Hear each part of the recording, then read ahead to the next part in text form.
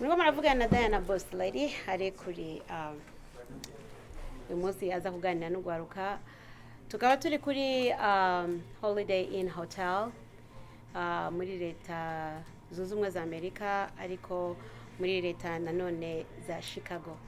Turabakunda kandi turabalava.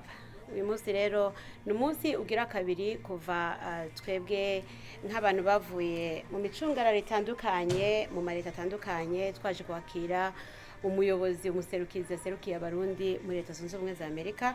Mukaba mubona impande zose hano ndi kumwe n'Urwaruka rusa neza rubashajije ruvuye gushima Imana no gusenga. Wow, nibaza ko nabo badusenga kutaronse umwanya wo kuja gusenga uyu munsi.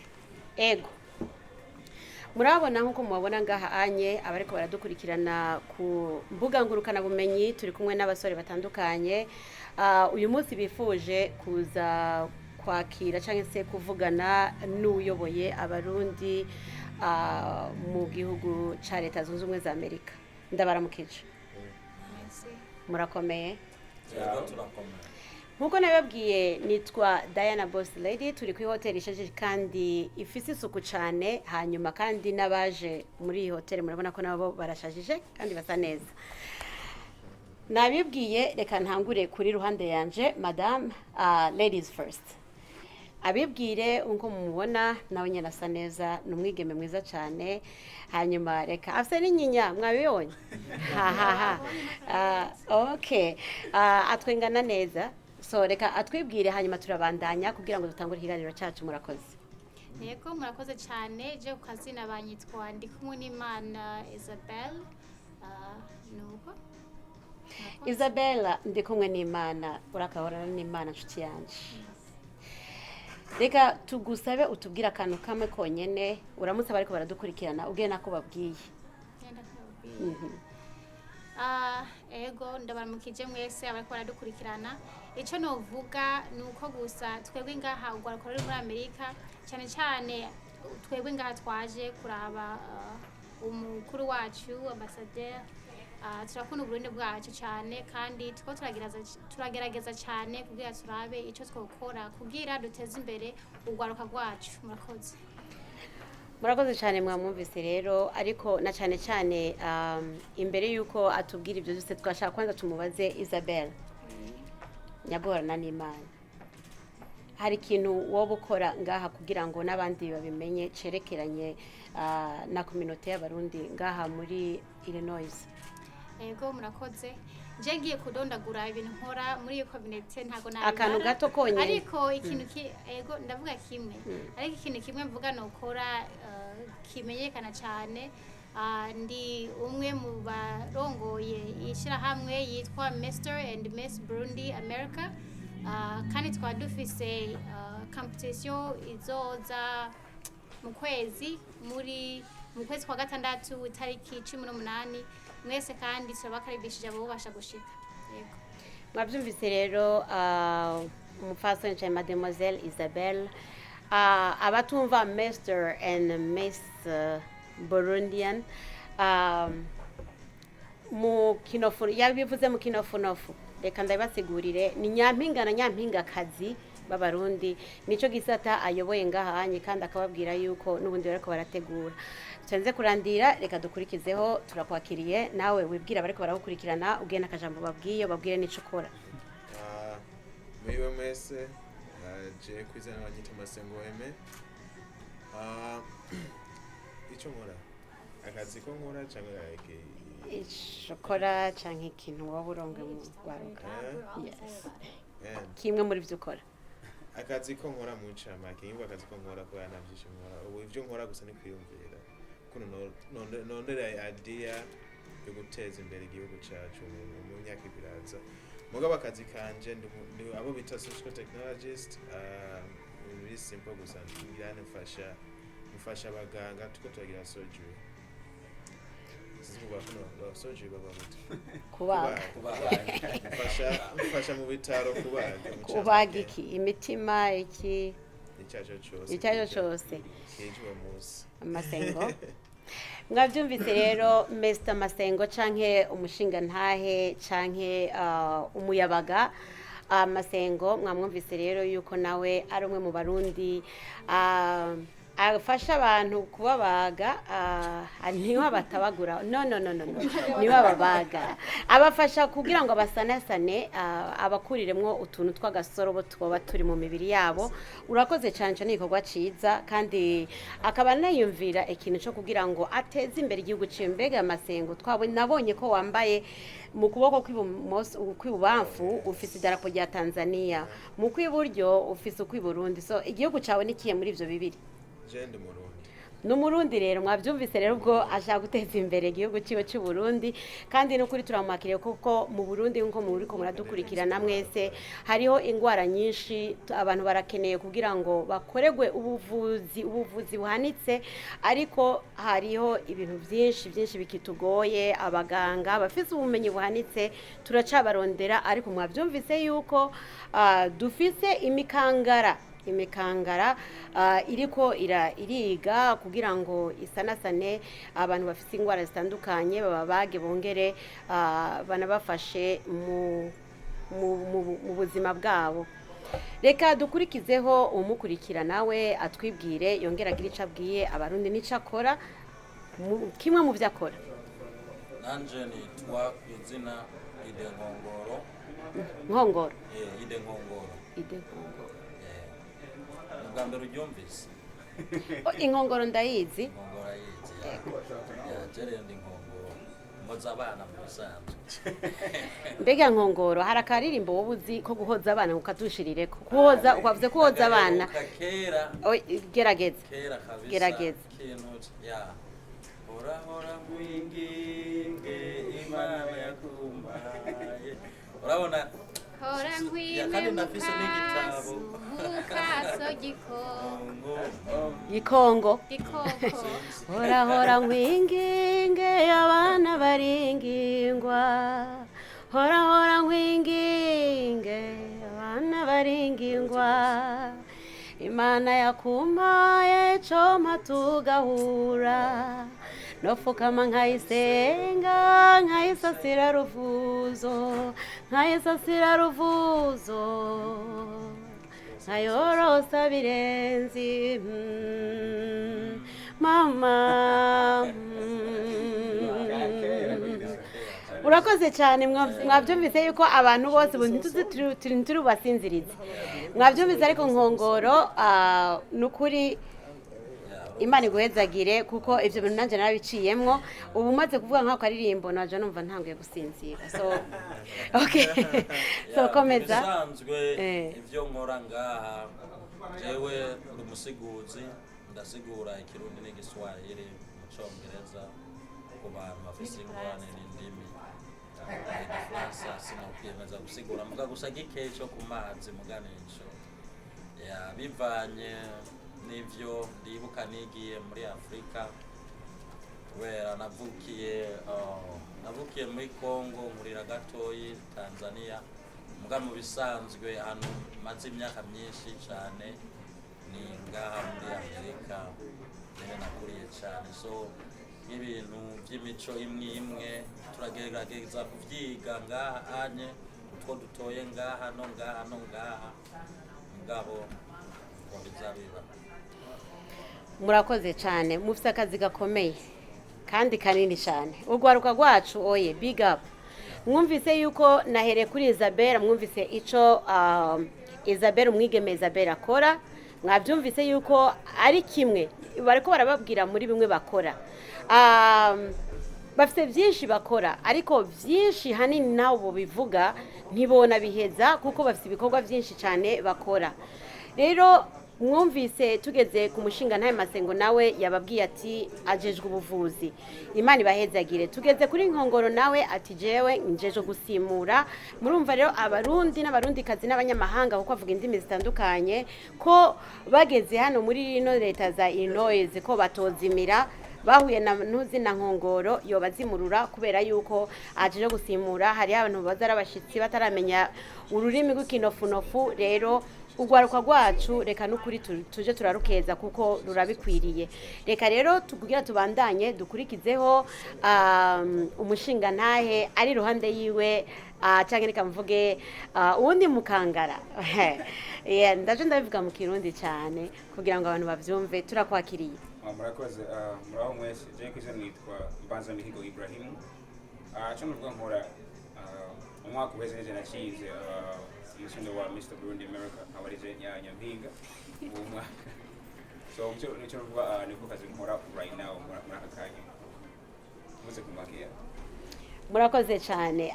Mbanza Mihigo, ejo twari twavuganye n'uyu munsi kandi turongeye turavugana, ariko nawe nyine afite igikorwa gikomeye cyane. Ariko nawe nyine avuze kimwe muri ivyo, mwabyumvise ko yabaye nyampinga, ari we yatsindiye nyampinga mu basore ba hano. Rero mwabonye ingena twenga, mwabonye n'ubwirabure bwiwe, afite ubwirabure bwiza bw'amavuta, niyo mpamvu ngira ngo babimushimiye.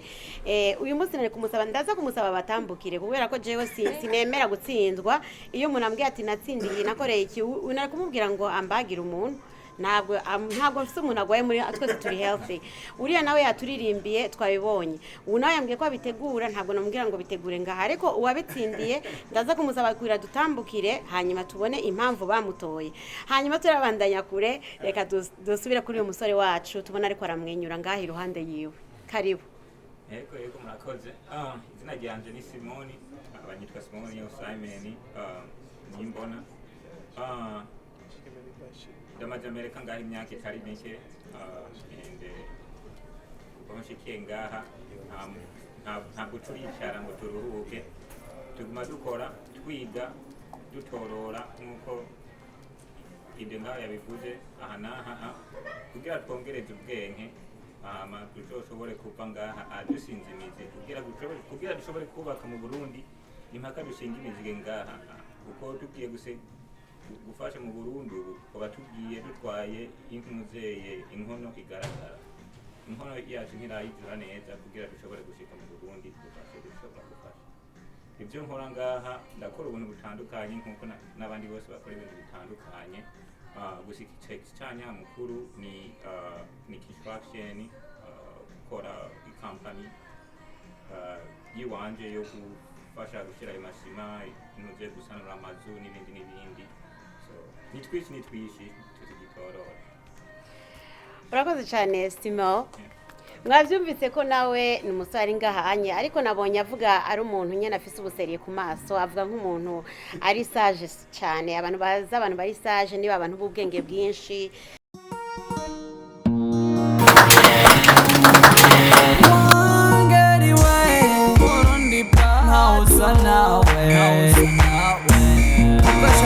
UBC Music Classic in the GHP Studio Record. G-Pro on the mix. Steve, nawe nyene arashitse, perezida w'abarundi hano muri Illinois.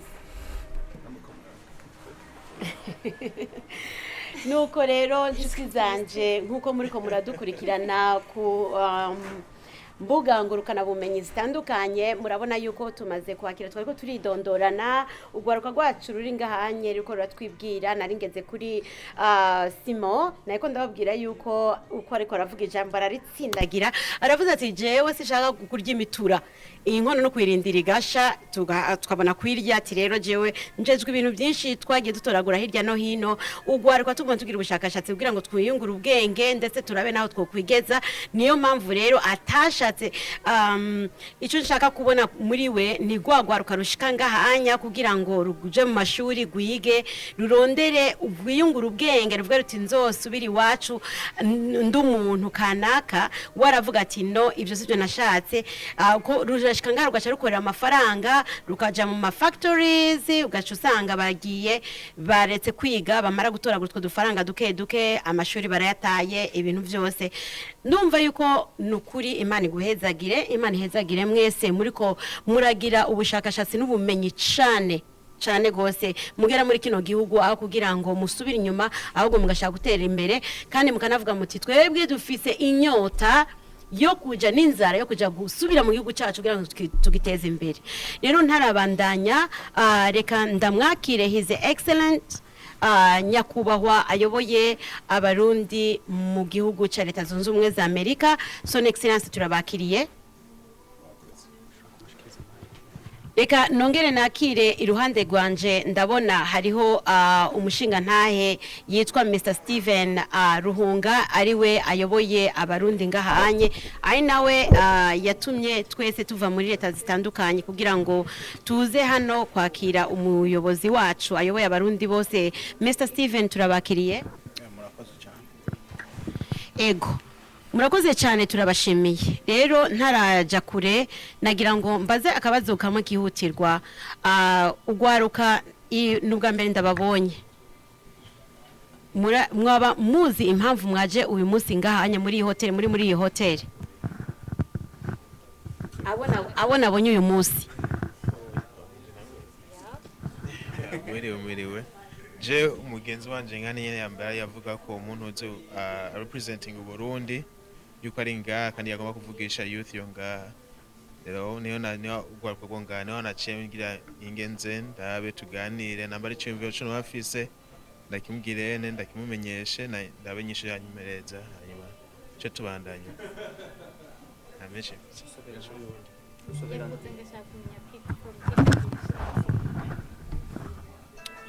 nkuko yabivuze ko gatoyi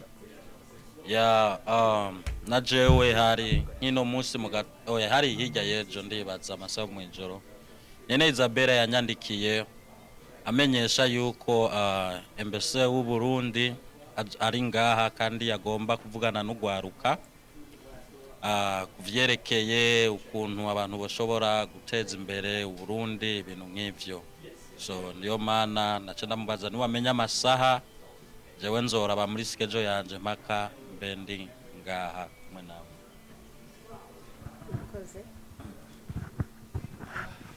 Ego murakoze.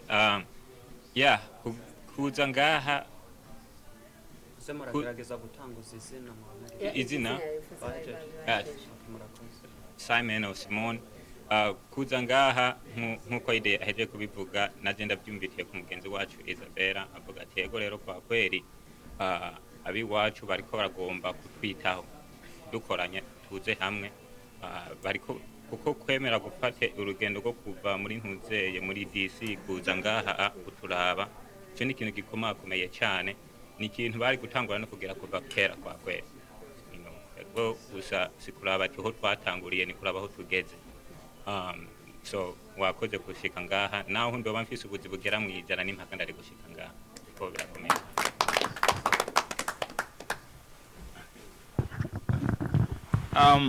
Nanje nkuko nyene mwese babivuze kandi kibazo ntuze nyene wakimbazije ejo sivyo azi je mfise ubwishime cyane gose kuba nicaye impande ya Son Excellence wacu nize ambassadeur aho ko nacishe ejo si ibintu bisanzwe sivyo kwara mu buzima bwacu bwose ko twakuze nako twize kwibira ko twicaye ntuze nyakubaha anganuko sivyo acanga ari mu cego kinganuko. So ni kintu cyiza cyane gose kandi no shimbira na Steven mukuru wacu ngaha nyene muri ntuze state ya Illinois gupanga ikintu nk'ico tukaba turi ngaha. So twese nga twitwumviteka cyane gose twicaye na nyene kubera ni ikintu nyene navye ibacu ari umunsi bazotubaza ntuze wari he nani cyane na ambassadeur wacu w'u Burundi bagatanga no gutanga wari ucaye nande n'umuntu nyene afise icuba kinganuko. So je mfise ubwishime bwise cyane gose.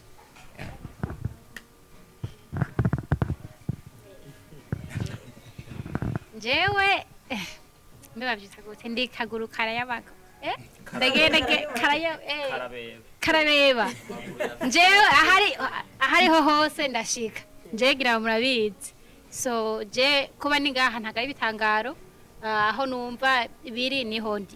So je ningaha kandi ndi umuntu nkunda ibintu byo kwitaga cyane mu bintu by'ugwaruka bibanga abarundi gusa bitenze imbere ugwaruka mu bisanzwe. So aho biri niho nje nuko kugira ngo rero sindabafatira umwanya muremure kuko ndazi yuko bavuye gusenga baravuga yuko amazi yazindutse abageze kure ubu abantu bagiye gusenga barashonje baragize iki rero sinobafatira umwanya kwa rugira ngo tube turakorana kino kiganiro gitonya kugira ngo mheshimiwa wetu amanyakubahwa wacu kugira ngo bararangiza ko yarafise bashitsi akaba yarangije nawe rero reka imbere yuko ndamuha microphone mbanze kwanza ndamubwire Steve yonge nawe abakire kuko nawe ngira niwe abayoboye muri hano hanyuma ndabaha son excellence. Murakoze cyane nkuko musanzwe mubizi ku izina rya Steven Ruhunga turamaze imyaka ishika kuri 3 dukorana na community y'abarundi ngaha muri Illinois mugabo ikibanza cy'ugwaruka umenga nticari kiriho kuko byinshi twakora abantu b'abavyeyi nibo bakunda guseruka cyane ariko Isabella nawe asanzwe afise yindi programa akorana cyane n'ugwaruka nico gituma kenshi yo rero twifuje kuvugana n'ugwaruka turamwikorako cyane rero byabaye ngombwa ko twongera kumwikorako kugira ngo nyakubahwa ambassadeur agende abonanye n'ugwaruka bavugana amajambo 2 canke 3 kugira ngo ubutumwa baza gukura ngaha bazoburirimbe n'ahandi hantu muri ya ntumbero kugira ngo twereke neza yuko mu bintu dutegura mu gushira hamwe abarundi bose ugwaruka nago nyene rufise kibanza kinini cyane kuko tubananije dukorana n'abantu bakuze gusa ugwaruka tukarushira inyuma hari byinshi tutazoshikako kuko tuzokwama dukorera muri bya bindi ariko tutabona ibindi bishasha bivuka rero kugira ngo ubone bishasha bivuka utegezwe gukorana n'ugwaruka ikibanza rero cy'ugwaruka kirahari muri community y'abarundi ni naco gituma ari byiza kugira ngo ibiganiro mu gwaruka byameho ibihe byose rero turashimiye cyane bwa mbere na mbere nyakubahwa ambassadeur kuba yabonye ko ari byiza ko ikibanza cy'ugwaruka kiriho kandi atosubira muri Washington ataganiye n'ugwaruka murakoze cyane. Abari baradukurikirana mwese aho muherereye ku mbuga ngurukana bumenyi i Burundi cyane cyane za Tanzania, Uganda, Kenya, muri East African and Community. We love you, all of you. Nabari baradukurikirana muri Leta Zunze Ubumwe za Amerika turabakunda. Rero ugwaruka rwacu ko murubona ngahanye ndarunezererewe cyane kandi nongera ukeza na Miss Isabel atahengeshanya kwitaho kugwaruka Imana iguhezagire kandi zo gusubirize mu nkoko hanyuma kandi uretse naba ugenda uzane kanguro mu barundi n'abarundi kazi benshi nikagane nongere nshimire ugwaruka rwacu gwemeye kuza rukitanga rukareka bari kuja no mu mipira bari kuja nandi hose ariko bavuze bati ntabwo twogera tutabonye umuserukizi wacu arongoye abarundi bose ndabashimiye namwe Imana ibahezagire.